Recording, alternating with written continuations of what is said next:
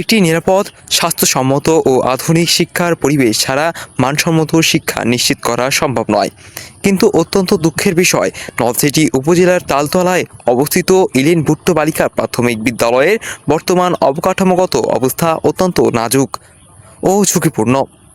বিদ্যালয়টির সর্বশেষ অবকাঠামোগত উন্নয়ন 2008 সালে সম্পন্ন হয়েছিল। দীর্ঘ প্রায় 2 দশক ধরে উল্লেখযোগ্য কোনো সংস্কার বা উন্নয়ন না হওয়ায় বর্তমানে বিদ্যালয়ের ভবন ও অন্যান্য সুযোগ সুবিধা অত্যন্ত জরাজীর্ণ অবস্থায় পৌঁছেছে। ঝালকাঠি থেকে মোহাম্মদ মিঠুন এর পাঠানো তথ্য ও ভিডিও চিত্রে বিস্তারিত জানাচ্ছে আব্দুল্লাহ আল জাকারিয়া। বিদ্যালয়ে প্রায় সব শ্রেণীকক্ষেই বর্তমানে পাঠদান পরিচালনার জন্য অনুপযোগী। ভবনের বিভিন্ন স্থানে সিলিংয়ের প্লাস্টার খসে পড়ছে, যা যে কোনো সময় বড় দুর্ঘটনার কারণ হয়ে যেতে পারে।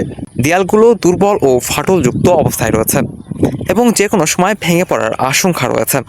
মেঝের প্লাস্টার উঠে গিয়ে শ্রেণীকক্ষের পরিবেশ নষ্ট হওয়ার পাশাপাশি শিক্ষার্থীদের চলাচলেও ঝুঁকি সৃষ্টি করছে। বিদ্যালয়ের শৌচাগারগুলোও দীর্ঘদিন ধরে ব্যবহারের অনুপযোগী অবস্থায় রয়েছে। শিক্ষার্থীদের জন্য মানসম্মত স্যানিটেশন নেই। আরও দুঃখজনক বিষয় হলো, শিক্ষকদের জন্য আলাদা কোনো শৌচাগার নেই। পাশাপাশি বিদ্যালয়ে বিশুদ্ধ খাবার পানির কোনো ব্যবস্থা না থাকায় শিক্ষক ও শিক্ষার্থীরা প্রতিনিয়ত ভোগান্তির শিকার হচ্ছেন। বিদ্যালয়ের বৈদ্যুতিক সংযোগও অত্যন্ত নাজুক ও ঝুঁকিপূর্ণ। অনেক শ্রেণীকক্ষে নেই কোনো ফ্যান, আর যেসব শ্রেণীকক্ষে ফ্যান রয়েছে তার অধিকাংশই নষ্ট বা ব্যবহার অনুপযোগী। ফলে প্রচণ্ড গরমের সময় শিক্ষার্থীদের জন্য শ্রেণীকক্ষে পাঠ গ্রহণ অত্যন্ত কষ্টকর হয়ে পড়ছে। কোনো নাই, কোনো ফ্রেশ নাই, আমরা বসতে পারি না, নোংরা অনেক। তারপর আমাদের পানিতে কোনো পানি নেই, আমরা বাথরুমে যেতে পারি না, খাল থেকে পানি আনা লাগে। তারপর আমরা মেয়েরা আর এক বাড়ি থেকে পানি আনি। তারপর আমাদের ফ্যান নষ্ট, কোনো চলে না, বাতাসও গায়ে লাগে না। তারপর ছাদ ভেঙে ফুটো হয়ে পানি পড়ে, বৃষ্টির পানি, তারপর ছাদ ভেঙে নিচে পড়ে। তারপর যে আমাদের অনেকই সমস্যা থেকে পানি পড়ে, তারপর ফ্যানের সমস্যা, ওয়াশরুমের সমস্যা, তারপর এই যে পানি আমরা যে পানি খাই না, ওই একটু সমস্যা, টিউবওয়েলে বাইরে থেকে পানি আনা লাগে। তারপর নিচে এই যে আমাদের ছাদে যে উপরে জিনিস না, ওই বাইরে তারপর নিচে পড়ে। ফ্যানের সমস্যা, তারপর টেবিল চেয়ার এগুলোর সমস্যা, তারপর ছাদ থেকে পানি পড়ে, এই ছাদ রঙগুলো ভেঙে ভেঙে পড়ে। তারপর আমরা ওয়াশরুমে ঠিকমতো যেতে পারি না, ওয়াশরুমের সমস্যা, পানি আমরা খাইতে পারি না, আমাদের পানিতেও সমস্যা হয়। আমরা পানি এগুলো ঠিক করার জন্য আমরা এই চেয়ার স্কুলটা যেন উন্নত হয়। নেই, খাবার পানি নেই, ছাদ ভেঙে তারপরে পরে আমাদের ফ্যান নষ্ট।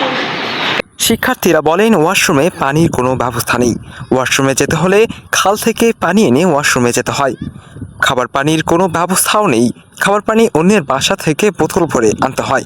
এমনকি ক্লাস চলাকালে ছাদ থেকে প্লাস্টার ক্ষয় হয়ে তাদের উপরে পড়ে। ওয়াশরুমের সমস্যাটা মেইন। আর আমাদের বিল্ডিং কনস্ট্রাকশন যে সাইডটা, এখানে দেখা যায় ছাদ থেকে বর্ষার দিনে পানি হয়ে পড়ে। তারপর যে কোনো সময় ছাদ ভেঙে যেতে পারে। বেলকুনিতে ফ্লোরের যে অবস্থা, ফ্লোরের অবস্থাও খুব খারাপ। ক্লাসরুমের স্টুডেন্টদের বসার জন্য বেঞ্চ নাই। আমাদের টিচারের জন্য বসা, আপনি টিচার্স রুমে গেলে দেখতে পারবেন যে ওখানে আসলে আমাদের বসার জন্য যে চেয়ার সবগুলোই ভাঙা।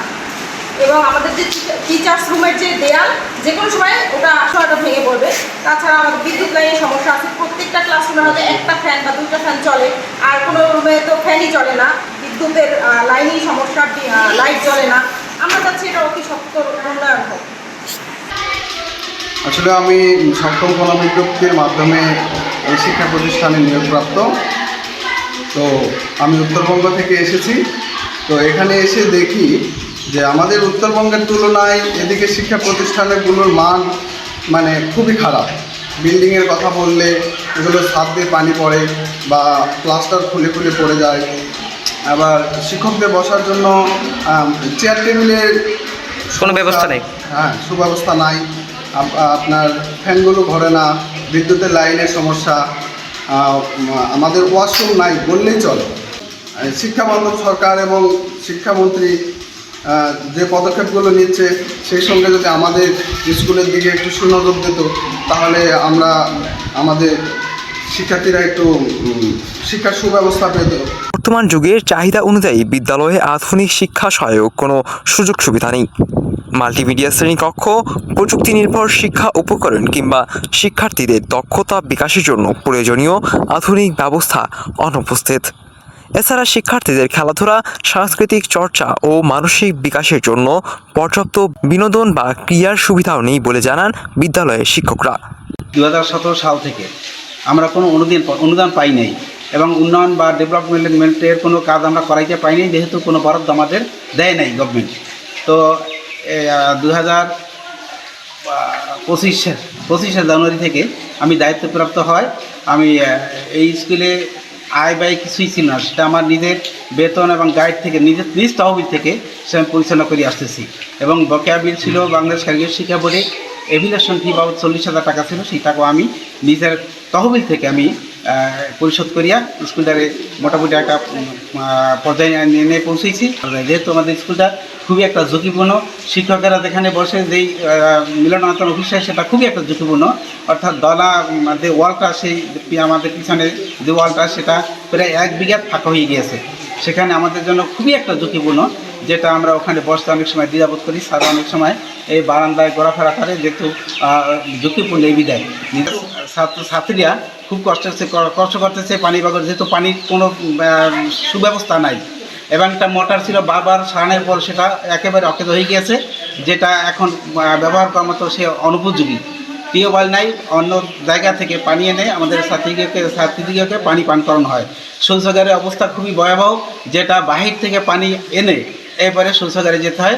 আমাদের বরিশাল থেকে ম্যাডামেরা চলে আসে, তারা কিন্তু সেই শৌচাগারে যেতে পারে না, যেহেতু সেই পরিবেশটি শৌচাগারের ব্যবস্থা এবং বিদ্যুতের লাইন এবং আমাদের ছাদ সংস্কার বাধ্যতামূলকভাবে এখানে চাকরি করতে পারি বা স্কুলটা নিরাপত্তাভাবে হতে পারে, প্রত্যেকের জন্য ঝুঁকিপূর্ণ না হয়, সেই জন্য আপনাদের কাছে আমি বিশেষভাবে অনুরোধ জানাচ্ছি, যাতে করে আমাদের স্কুলটা পরিপূর্ণরূপে একটি সুন্দর স্কুল হয় এবং আমরা পাঠদানের জন্য আমরা সকল শিক্ষক মনোযোগী হতে পারি এবং শিক্ষার্থীর জন্য কোনো অসুবিধা না হয়, সেজন্য আপনাদের দৃষ্টি আকর্ষণ করছি। ভারপ্রাপ্ত প্রধান শিক্ষক আব্দুল হক জানান, একটি বিদ্যালয় শুধু পাঠদানের স্থান নয়, এটি একটি জাতির ভবিষ্যৎ গড়ে তোলার কারখানা। অথচ এই বিদ্যালয়ে শত শত শিক্ষার্থী প্রতিদিন অনিরাপদ ও অনুপযুক্ত পরিবেশে শিক্ষা গ্রহণ করতে বাধ্য হচ্ছে। কোমলমতি শিক্ষার্থীদের নিরাপত্তা, সুস্বাস্থ্য ও মানসম্মত শিক্ষা নিশ্চিত করতে বিদ্যালয়টির অবকাঠামোগত উন্নয়ন এখন দ্রুত প্রয়োজন। আমরা সরকারের কাছে এই দাবি জানাই। সরকার যেন বিদ্যালয়টির অবকাঠামোগত উন্নয়নে পদক্ষেপ নেন। বিদ্যালয়টির জরাজীর্ণ ভবনের সংস্কার ও প্রয়োজনীয় ক্ষেত্রে নতুন ভবন নির্মাণ, নিরাপদ ও আধুনিক শ্রেণীকক্ষ, ব্যবহার উপযোগী শৌচাগার, শিক্ষকদের জন্য পৃথক শৌচাগার, বিশুদ্ধ খাবার পানির ব্যবস্থা, বৈদ্যুতিক লাইন সংস্কার, পর্যাপ্ত ফ্যান স্থাপন এবং আধুনিক শিক্ষা ও ক্রীড়া সুবিধা নিশ্চিত করার জন্য দ্রুত প্রয়োজনীয় পদক্ষেপ গ্রহণ করা হোক। দীর্ঘদিনের এই অবহেলার অবসান ঘটিয়ে একটি নিরাপদ, আধুনিক ও শিক্ষাবান্ধব পরিবেশ নিশ্চিত করাই সকল শিক্ষক ও শিক্ষার্থীদের দাবি।